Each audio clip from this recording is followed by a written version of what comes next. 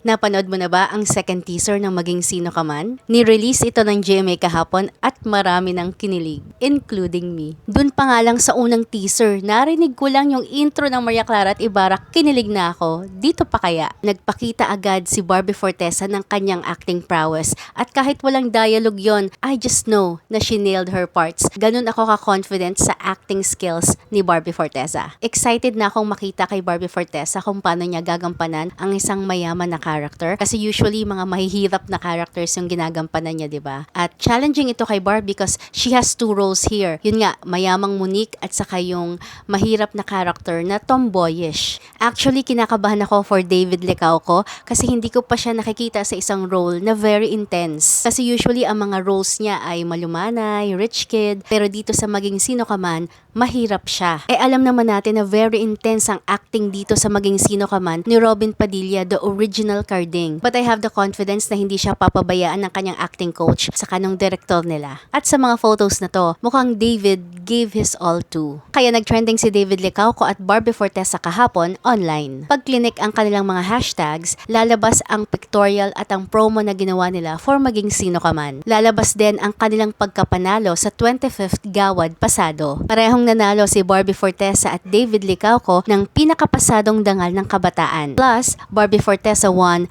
pinakapasadong aktres sa telebisyon.